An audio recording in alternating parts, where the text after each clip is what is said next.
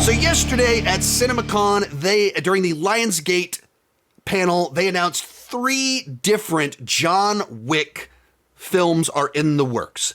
The big one that everyone is talking about is John Wick 5 is happening. Chad Stahelski, the director, is returning. Keanu Reeves is returning. So John Wick 5 is happening. When your R-rated movie makes $1 bazillion and you are the quintessential action franchise of the last now over a decade, you want to keep making more of them, even if your lead character is dead.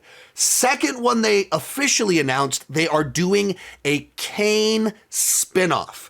This is Donnie Yen's character from John Wick 4, and basically in that movie, it teases doing a movie about him. The post-credit scene teases that like something else is going on there. There's more to this story happening.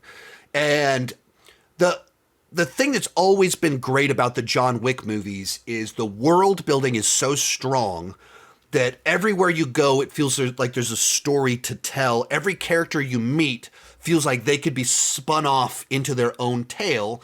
And in this case, you have another assassin that appears to have the same honor code that John Wick has.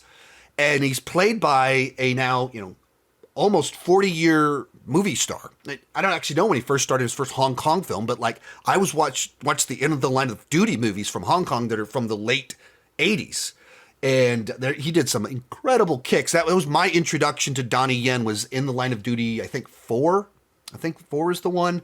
We just like, wow, how did he land 3 jump kicks in one jump? How does the physics of that work? But so he's starring in movies now for over 35 years. And he's been making his name in Hollywood for now 25 years of being in Blade 2. Wasn't he in Shanghai Nights? Of course, Rogue One, and then really prominent role in John Wick 4. And thus they went, let's do this. The other important detail with the Caine one is that Donnie Yen is directing, which if you have the aesthetic people of the first movie combined with Donnie Yen doing Hong Kong choreography, like this is like, how do you not copy John Wick, but augment and expand John Wick and be equally cool and stylized? There it is. Third one they announced, and we'll loop back around to the first one. Third one they announced, they are doing an animated prequel John Wick movie about his impossible task. I read that one and it didn't immediately jump out to me because sometimes they do these animated ones and it's like, okay, they do these anime direct-to-video things over here that are forgettable. So I like, okay, cool, we'll get to see that incident. I didn't think too much of it. And I saw a second article that said it's being directed by the guy that did Ultraman Rising. And immediately I went, okay, never mind, I'm down. I'm cool with that. That's who we're getting to do this. I love that. Let's see it. So if you don't know, I got to actually do a big, gigantic press event for Ultraman Rising where I went out to Skywalker Ranch, ILM, Lucasfilm to see how they made an animated Ultraman Rising.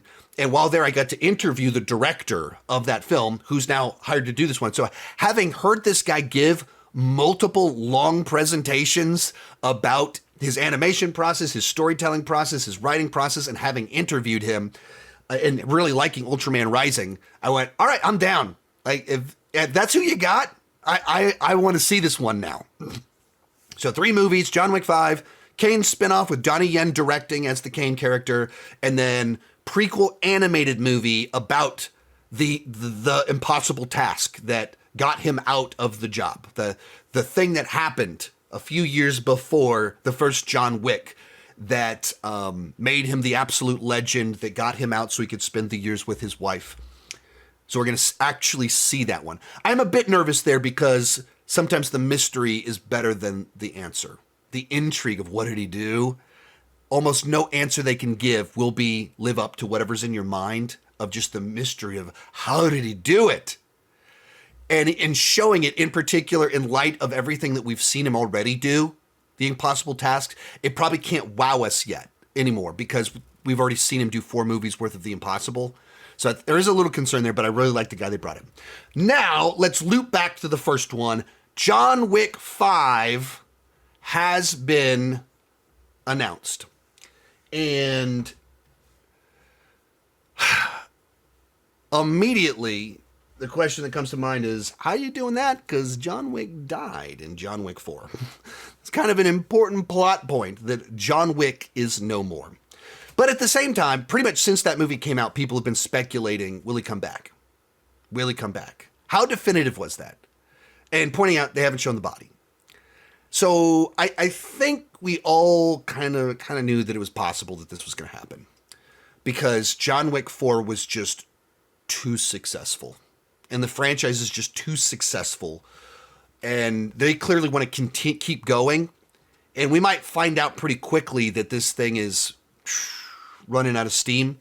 Because, Continental was not great and did not do great for them.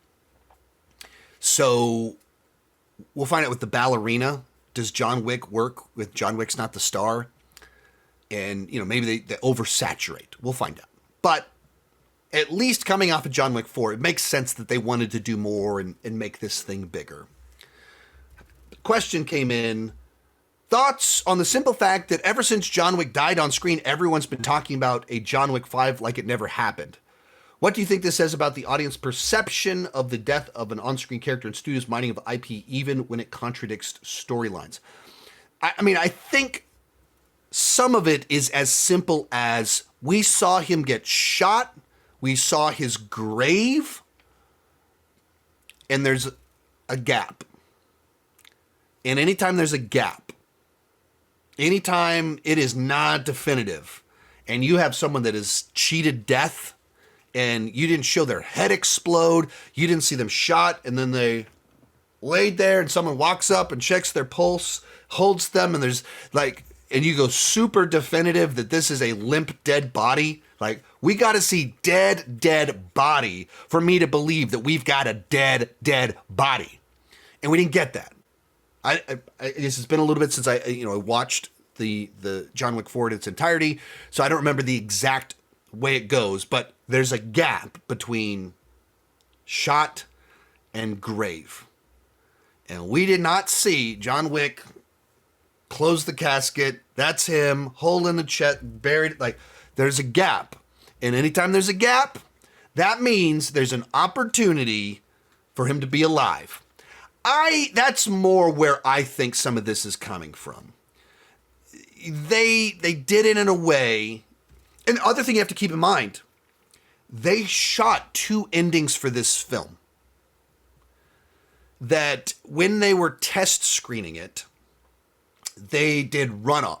I guess they call them runoffs, and they show 2 different versions of the movie, version A, version B, and the one or Bake Off. I think it's called a Bake Off. And the one that tests better is the one that they go with. Or if both of them, there's something a little bit off, maybe they shoot a 3rd ending. They shot 2 endings. Is he dead or is he not? Or definitively dead, not. And I don't remember all the ways that it worked. I haven't read the articles on it a little bit, but they did that intentionally. They've always known, how far do we want to go with this? How definitive? Do we want to leave ourselves some wiggle room? What do we want to do here? They've always been playing with that, even before it came out. So that's kind of where my brain goes pretty quickly on